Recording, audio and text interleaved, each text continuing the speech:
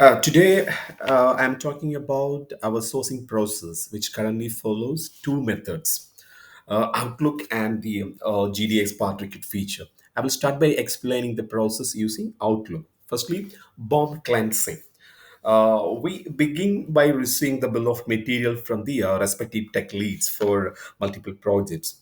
Although they have already done an initial round of bomb cleansing, we still need to do an additional round.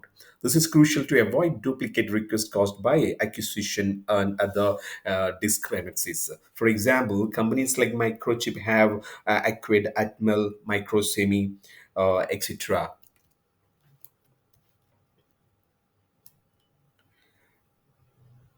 Yet GDX might show the old company names due to various reasons. By doing this extra cleansing step, we make sure there are no repeated requests to the same supplier. Then generating the part templates. Um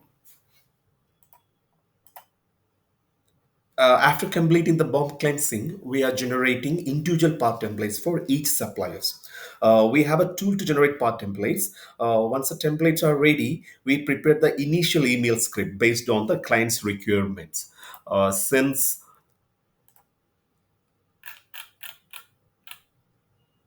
Since most of our clients have a similar requirements, we typically use a standard script and simply replace the customer name before sending the emails. With the email and template ready, we may move on to extracting supplier details using pivot tables. Then we assign suppliers to different sourcing resources.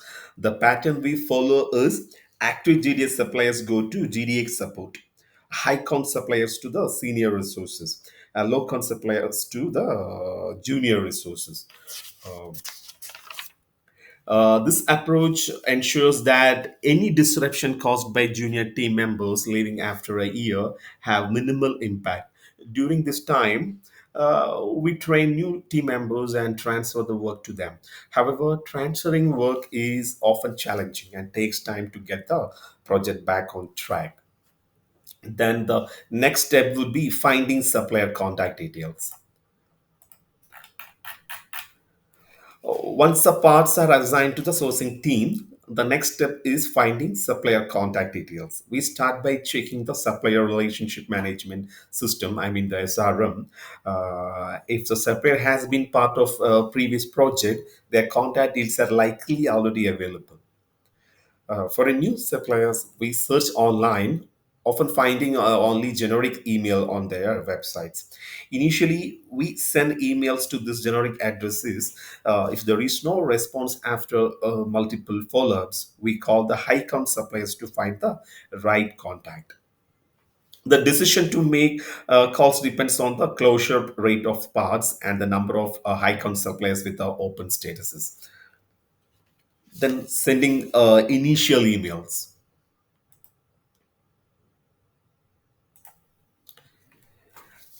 Previously, we sent initial emails manually one by one. Now we use a bulk email tool to send emails to suppliers.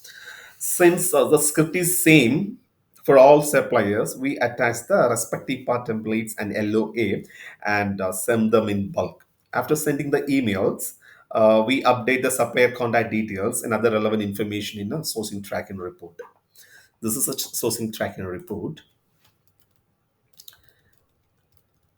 It has multiple tabs: weekly items details, suppliers tab, and part summary with different regulation status, etc. This report is exclusively for tracking sourcing activities and is not shared with customers or any other platforms like Redmine and etc. Then handling supplier responses. Once the the initial emails are sent, we start receiving responses from suppliers.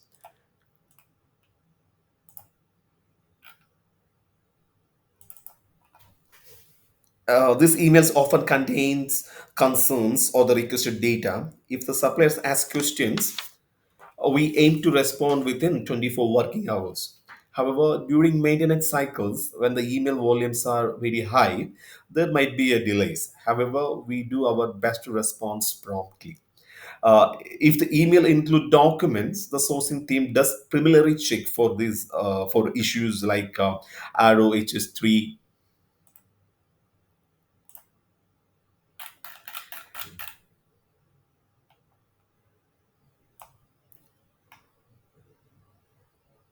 ROHS status and exemption details are available. Reach compliance with the latest version, accuracy of FMD and CMRT versions, etc. If we found errors, we notify the suppliers and request corrections. We then forward the documents to the production team for further processing, and we update the sourcing track report accordingly.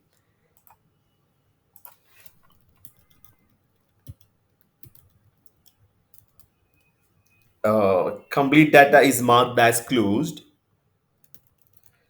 Partial data is marked as partial. Escalations are marked as escalated with the summary in the supply status column for our reference.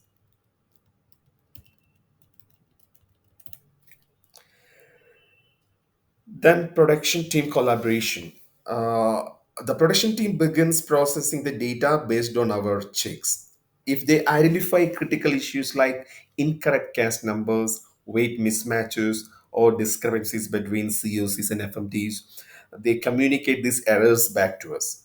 We then we then email the supplier to request revised data. The final step is following up with the non-responsive suppliers. For non-responsive suppliers, after 2 weeks, we filter the no response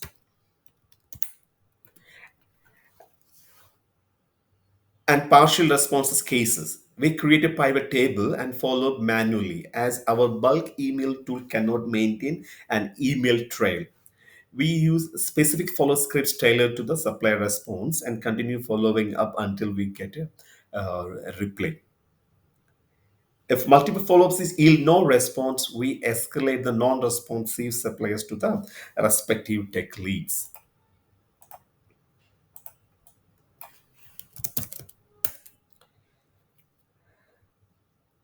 Yeah, so with this, we are finishing the explanation of the Outlook process for sourcing. As you can see, this involves several steps from bomb cleansing to follow-ups and managing supplier responses, etc. We will be explaining the GDS part, which is feature process, separately in another video. Thank you.